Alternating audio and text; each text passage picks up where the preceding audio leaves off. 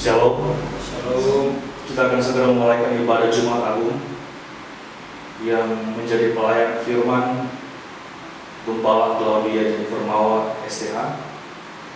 Untuk masuk dalam ibadah ini cuma dipersilakan mengambil satu.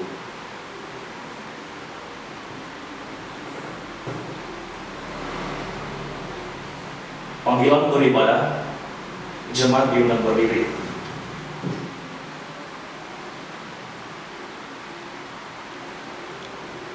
Jemaat yang dikasihi Tuhan, kini dan di sini kita menyatu dalam syukur dan penghayatan sebuah pengorbanan terbesar di sepanjang sejarah, sebuah kematian karena kerelaan hati, sebuah pemberian hidup yang didasarkan pada cinta, sebuah peristiwa keajaiban anugerah yang mengampuni. Adakah dia bersalah sehingga dia harus disalibkan? Sesungguhnya kesengsaraan kita yang dipikulnya, dan dia tertikam oleh karena pemberontakan kita, dia diremukkan oleh karena kejahatan kita. Mengapa dia harus melakukannya bagi kita? Karena kita sekalian telah sesat seperti domba, masing-masing kita mengambil jalannya sendiri, dan upah dosa adalah maut.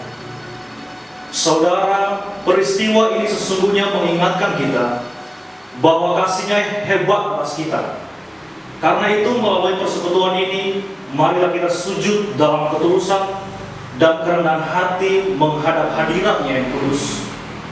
Karena Yesus Kristus telah merelakan dirinya untuk mengalami sengsara, bahkan sampai mati di kayu salib, hanya untuk sebuah karya penyelamatan bagi kita umat manusia. Kidung Jemaat nomor 268 pada kaki salib. Pada kaki salib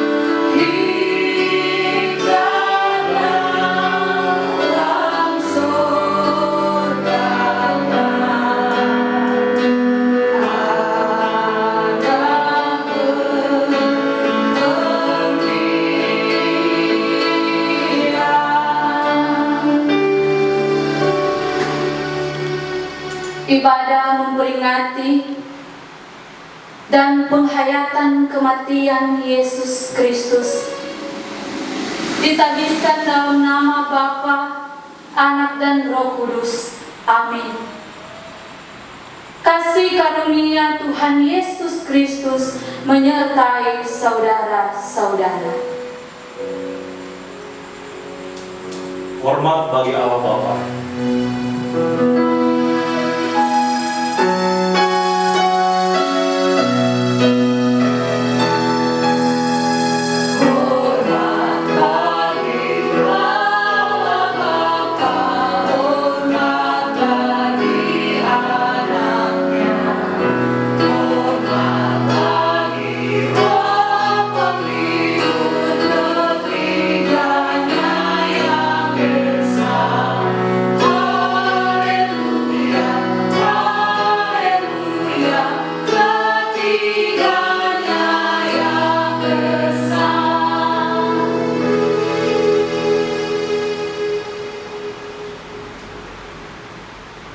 Jemaat dipersilakan duduk kembali.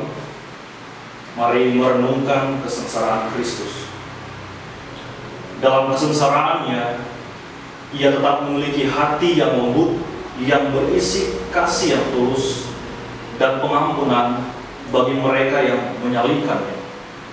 Ia pun berkata dalam doanya, Ya Bapa, ampunilah mereka, sebab mereka tidak tahu apa yang mereka berbuat. dalam kesengsaraannya, Ia menaruh belas kasihan kepada mereka yang merindukan keselamatan, seperti yang dinyatakannya kepada orang yang di sampingnya. Aku berkata kepadamu, sesungguhnya hari ini juga engkau akan ada bersama-sama dengan aku di dalam Firdaus. Perihnya, luka dan pedihnya ditinggalkan, bahkan dikhianati. Yesus ingat dan masih peduli. Ibu, inilah anakmu, inilah ibumu. Alangkah sukanya melewati jalan kesengsaraannya, yang oleh kesengsaraan itu ia merasakan perjuangannya seorang diri dan melahirkan seruan, Allahku, mengapa engkau meninggalkan aku? Kesengsaraan itu telah membuatnya kehausan, dan pada akhirnya mereka memberinya minuman anggur asam. Ketika ia berseru, Aku haus. ia mengetahui perjuangan melewati jalan kesengsaraan ada batasnya. Hutang dosa telah lunas dibayar, dan ia pun berseru. Sudah selesai. Kesengsaraannya telah membawanya dalam kepasrahan kepada Bapa di sorga, dan dalam penyerahannya itu Yesus berseru, Ya Bapa, ke dalam tangan-Mu ini serahkan nyawaku. Sungguh kesengsaraannya adalah kesengsaraan yang tak terkira. Sekalipun ia adalah anak, ia telah belajar menjadi taat dari apa yang telah dideritanya. Taat sampai mati di kayu salib, nun di bukit yang jauh.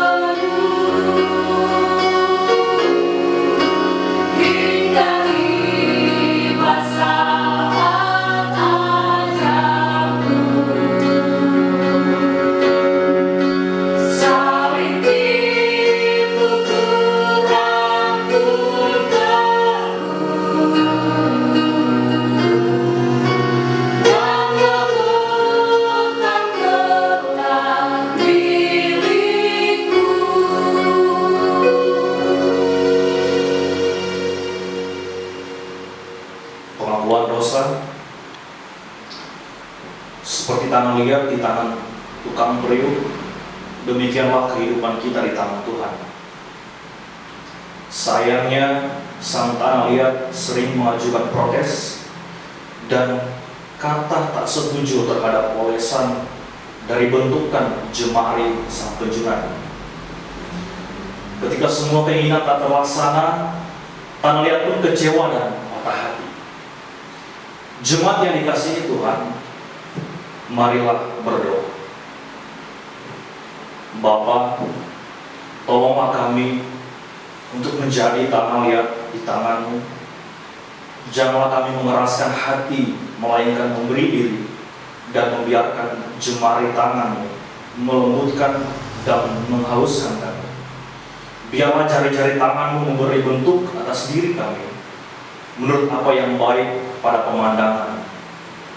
Apabila kami terlanjur berbentuk keliru, buruk atau rusak karena dosa, biarlah Bapa bersedia mengajarkan kembali dan membentuk ulang hidup ini. Biarlah kami dibentuk sekali lagi oleh kasih-Mu agar kami menjadi seturut kehendak. Bapa yang mencintai kami, dalam nama Kristus Yesus, peganglah kami sebagai tanah liat di tangan-Mu. Sentuhlah kami dengan sentuhan cinta-Mu, karena Kaulah penjunan dan kami tangannya. Amin. Kita pujikan terlalu besar, telah kulihat bukti kasih.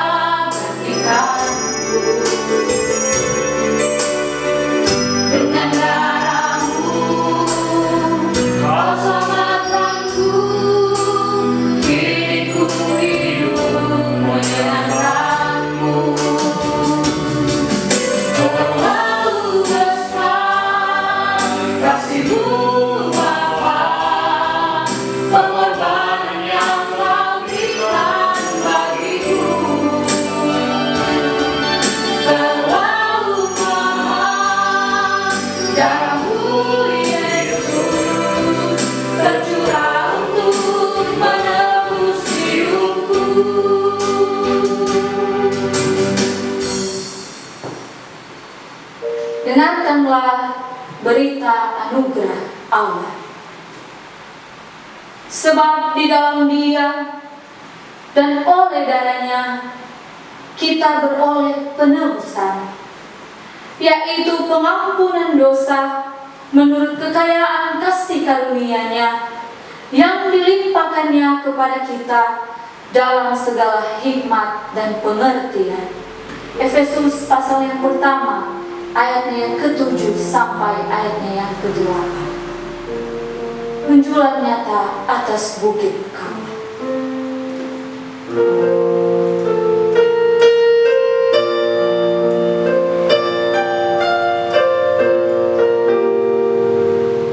Menjulang nyata atas bukit Karmel.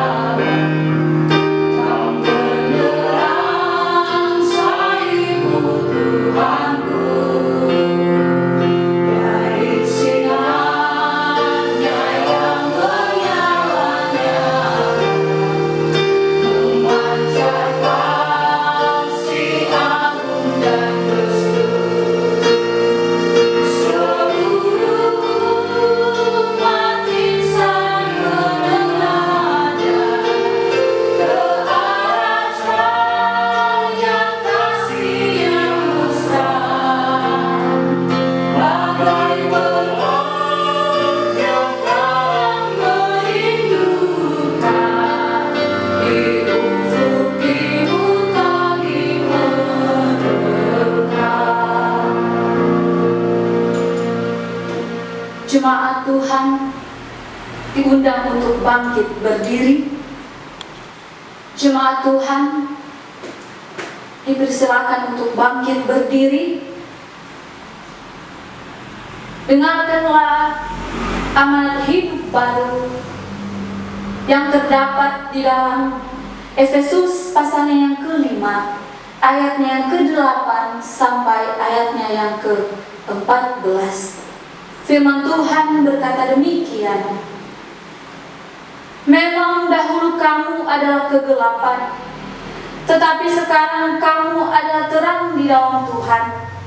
Sebab itu, hiduplah sebagai anak-anak terang, karena terang hanya berbuahkan kebaikan dan keadilan dan kebenaran. Dan ujilah apa yang berkenan kepada Tuhan.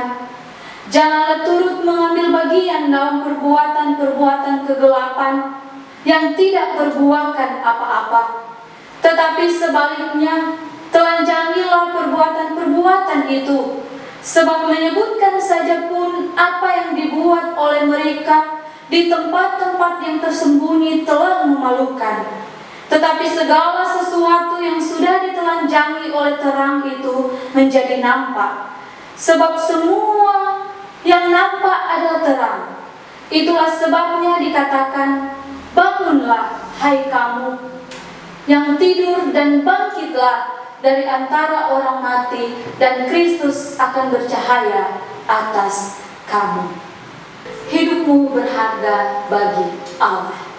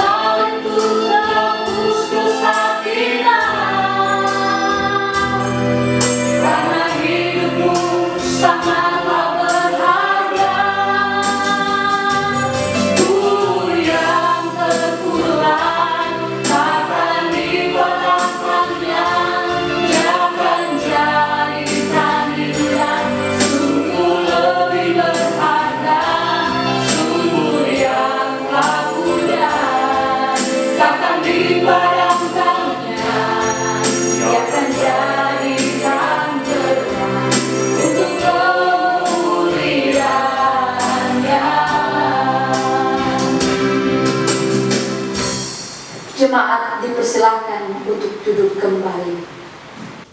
Kita akan masuk dalam perenungan kita di Jumat Agung ini.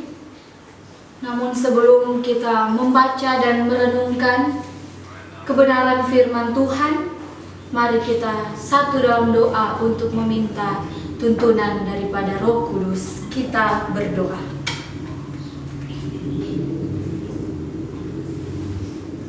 Allah yang berdaulat atas hidup kami, bahkan Engkau Allah yang menciptakan kami dan alam semesta ini. Sungguh kami memasyhurkan akan keagungan nama-Mu yang begitu hebat ini.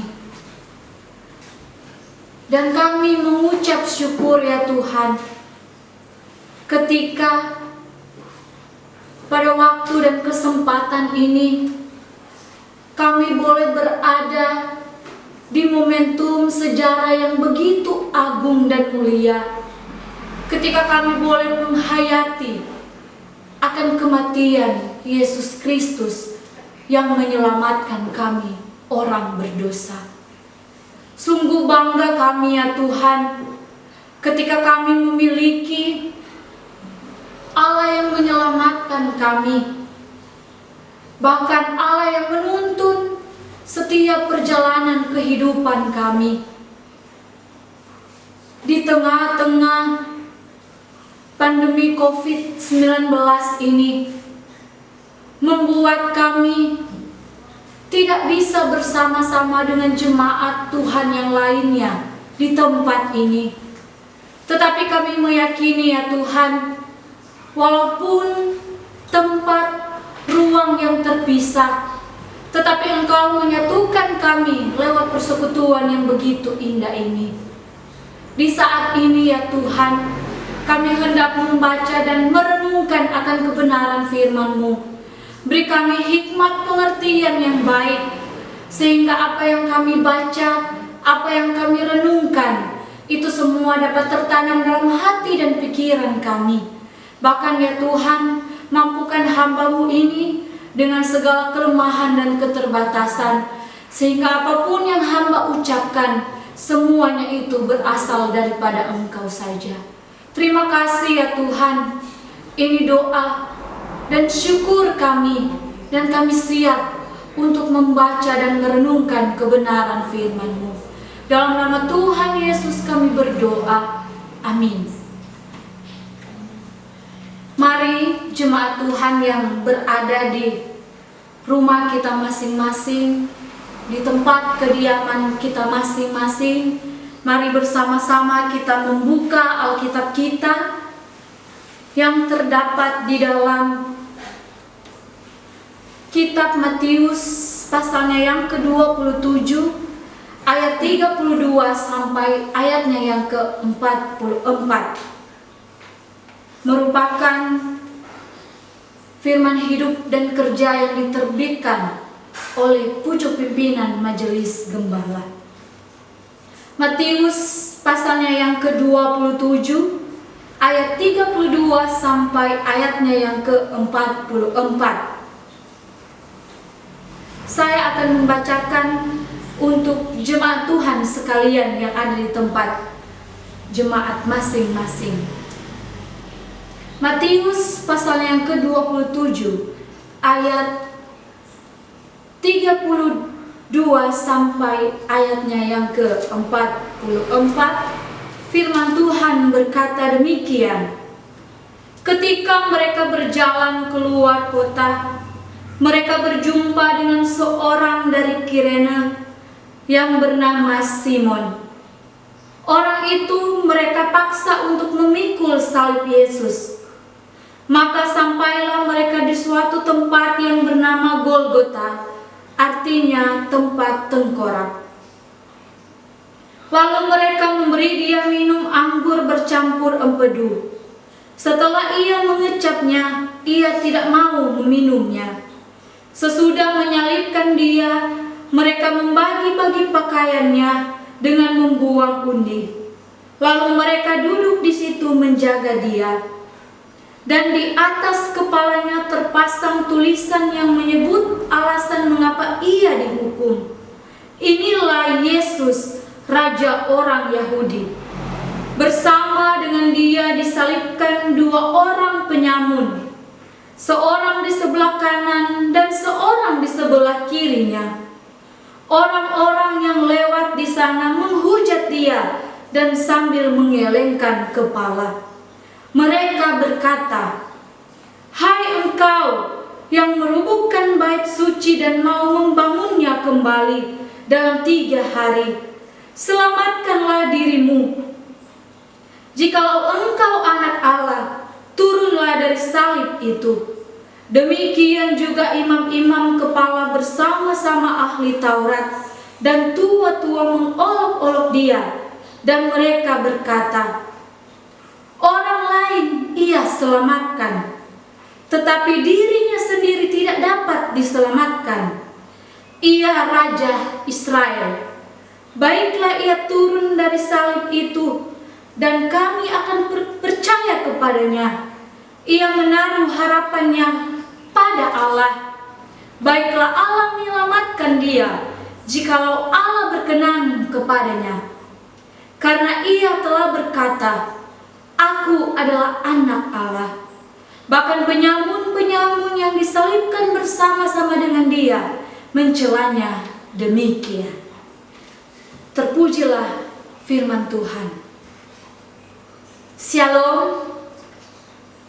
Salam sejahtera untuk kita semua yang boleh bersama-sama menghayati momentum sejarah yang telah terukir di masa lampau, dan kita memaknainya pada hari ini ketika Sang Juru Selamat kita disalibkan di bukit Golgota. Pernahkah kita sekalian merasakan penderitaan dalam hidup? Jawaban yang pasti adalah kita pernah merasakannya. Pernahkah kita merasakan perlakuan yang tidak mengenakan? Tentu jawaban yang sangat benar adalah pernah merasakan akan hal itu. Ketika kita membaca historis yang begitu faktual ini, pada waktu Yesus disiksa, hal apa yang kita rasakan? Hal apa yang terbesit dalam pikiran kita? Tentunya adalah mengapa harus terjadi. Tentunya hal yang kita rasakan adalah kengerian ketika Yesus harus disiksa, dicela, dihina, diludahi, bahkan dia mendapatkan sesuatu yang sangat tidak mengenakan ketika dia mendapati tuduhan palsu. Tetapi itulah yang harus dijalani oleh Sang Mesias. Apakah penderitaan kita sama dengan penderitaan Yesus? Tentu pasti kita menyatakan hampir-hampir mirip. Orang Jogja bilang podo, sama, hampir sama. Mungkin kita akan berkata seperti itu. Apakah kita merasakan penderitaan yang sama dengan Yesus? Kita bisa mengatakan mungkin sama, tetapi dari hal yang berbeda. Penderitaan pasti kita alami. Apakah itu sama dengan Yesus? Saya rasa tidak. Jauh berbeda dari apa yang dirasakan oleh Yesus. Mungkin sekarang kita sedang tersiksa dengan pandemi COVID-19. Karena melalui wabah ini, ruang dan gerak kita dibatasi. Kita harus bekerja, tapi dibatasi. Kita harus bertemu dengan orang, tapi harus dibatasi. Kita melakukan aktivitas di luar, tetapi harus dibatasi. Bahkan kita harus berdiam diri di rumah saja. Dan itu kita mengatakan sangat-sangat tersiksa. Saya sering membaca postingan-postingan di media sosial yang banyak mengatakan cepatlah berlalu COVID-19, cepatlah berlalu corona. Wabah ini sangat menyiksa kami, kami tidak bisa bekerja, kami tidak bisa mencari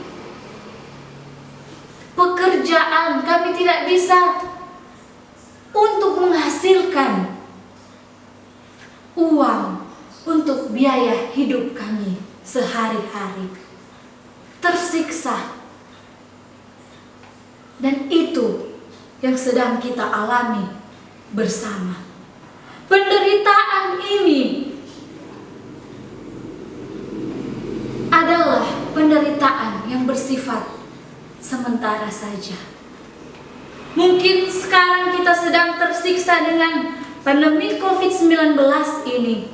Karena melalui wabah ini kita sangat dibatasi. Anak-anak yang kuliah